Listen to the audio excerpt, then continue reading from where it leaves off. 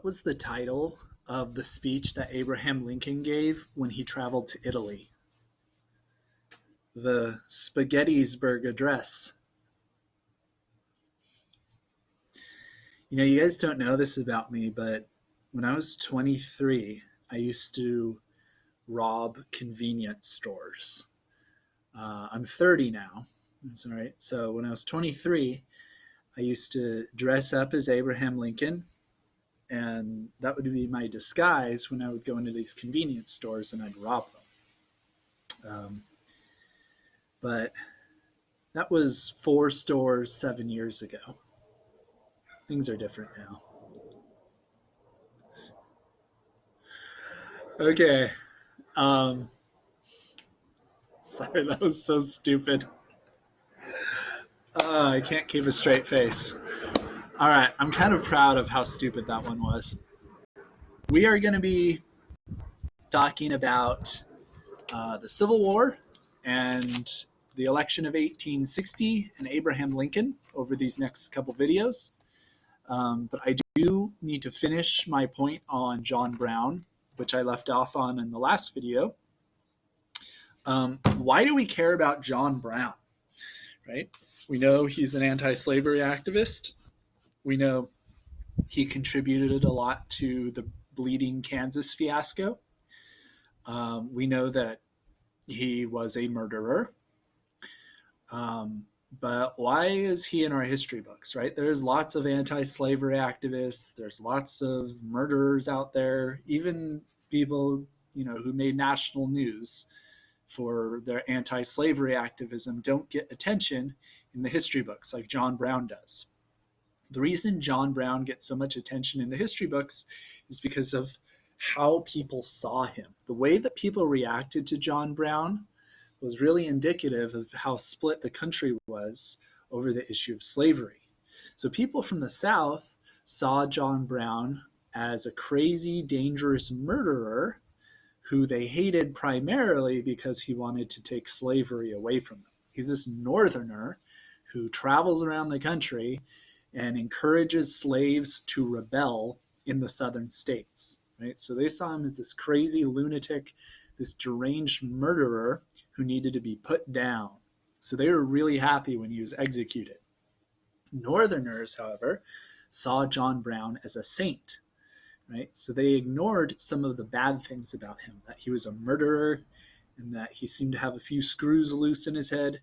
They saw him as a very strong anti-slavery activist, someone who is encouraging slaves to reclaim their rights from the abuses of their owners. They saw him as a saintly figure, right? And of course, both sides were really upset at how the other side saw John Brown. So Southerners were really upset that the Northerners thought John Brown was this really good guy, right? And Northerners were really upset that Southerners thought he was this deranged lunatic that was going to try to destroy the South, right? So yeah, the story of John Brown is interesting, not because of what John Brown did, but because of the national attention his activities and his execution got. Right? So you can look in your book on page 371. You see one image of how John Brown was perceived. Now, the mural on page 371 was painted in the 1930s, so a long time after the Civil War. But it does seem to depict John Brown as kind of like a threatening figure, right? And if you look on the next page, on page 372, John Brown is like a very saintly figure. In fact, he resembles God from Michelangelo's creation of Adam painting on the ceiling of the Sistine Chapel. Right? So if you look at those two paintings, you get two very different images of who John Brown was. All right, now let's talk about the election of 1860. So this is the final event that brings about the Civil War. So we've gone over 6 things that bring over the Civil War. Well, this will be the 6th thing that brings about the Civil War. This was like the final nail in the coffin that causes the Civil War to happen. So Everybody in the country knew the election of 1860 was going to be all about slavery. The Republicans, of course, nominate Abraham Lincoln. He's the most popular Republican figure in the country. He's the most popular Northern figure in the country. So the Lincoln Douglas debates made clear to people that he was against slavery. Again, he's not an abolitionist, but he is against slavery. The Democrats, who are split between the North and the South still, can't agree on the slavery issue. Remember, Republicans are an anti-slavery party. Right? The Whigs, which preceded the Republicans, didn't have a position on slavery. But when the Whig Party fell apart and the Republican Party took its place, it absorbed the Free Soil Party. It absorbed a lot of anti-slavery Democrats, and it had a really strong base. And now it had a face in Abraham Lincoln, who benefited greatly from the Senate election that he lost against Stephen Douglas. So the Democrats did not do what the Whig Party did. They didn't dissolve and then reform around a pro-slavery candidate. Instead, the Democrats continued to disagree on the issue of slavery between North and South. So Northern Democrats wanted a candidate who did not support slavery. Southern Democrats wanted a strongly pro-slavery candidate, right? And this division caused the party to split in this election. And ultimately, 3 Democrat candidates were nominated, right? Stephen Douglas, from the Douglas debates, Senator Douglas, was one of the 3 Democrat candidates. He was the Northern Democrats' choice for president, right? And he knew that because the Democrat Party now had 3 candidates, Abraham Lincoln was pretty much guaranteed to be the next president. So Stephen Douglas knew that Lincoln would win. And rather than attacking Lincoln, what Stephen Douglas did in his campaign is he spent time traveling around the country, especially in the South, trying to convince Southerners not to secede from the Union when Lincoln inevitably won. So he would go to campaign rallies and he'd say, vote for me, but let's be real, Lincoln's going to win.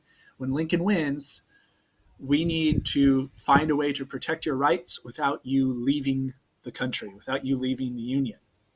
Southern Democrats didn't want to hear this. They wanted a strong pro-slavery candidate. And they got mad at Stephen Douglas for even being in the race because they knew he was part of the reason that they had no shot against Abraham Lincoln. Remember, the Democrat Party, though, does not have a strong position on slavery. So a lot of Northern Democrats are happy that Stephen Douglas is winning, and they blame the Southern Democrat candidate for splitting the vote. Right? All right. So Lincoln wins in a blowout.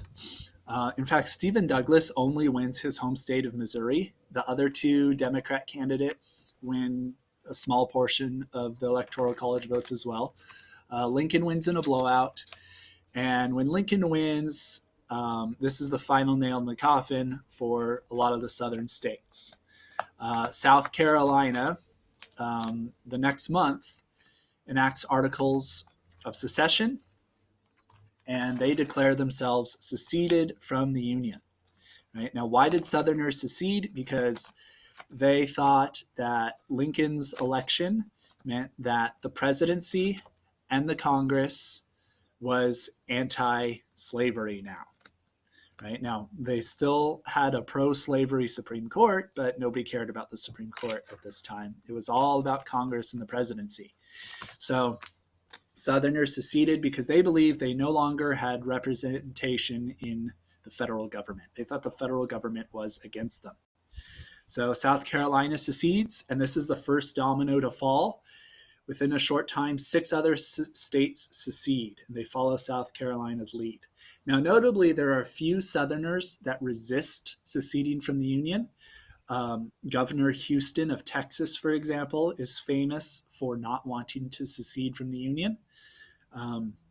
So there are some people in the South who are like, all right, we got to listen to Stephen Douglas. We can't secede from the Union just because Abraham Lincoln is president. But again, remember, Abraham Lincoln's election was the 6th It was really the final straw that caused secession to happen. All right, so in February of the following year, so the election is in 1860. In February 1861, leaders from the 7 seceding states meet and form a new nation called the Confederate States of America.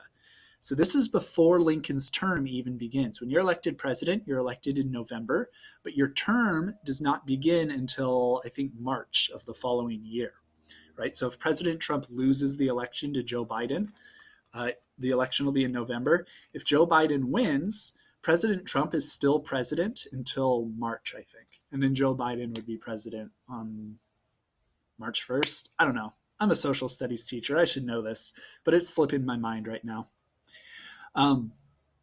So, yes, the Confederate States of America are formed. And this guy right here, Jefferson Davis, is elected president of the Confederate States of America. Right? Lincoln has not even taken office. So Lincoln is like, whoa, I've got a really big problem once I become president, because 7 states in our union are now saying they have their own president, their own government, and they're not part of America anymore. How am I going to solve this problem? Right? Lincoln is saying, Jefferson Davis is not a president. I'm the president. Right? And the southern states that seceded also had their own constitution as well. Right? So they're not recognizing Abraham Lincoln as the president at all. Right? According to them, he has no authority over them whatsoever. All right. In the next video, I'm going to talk about how the Civil War broke out.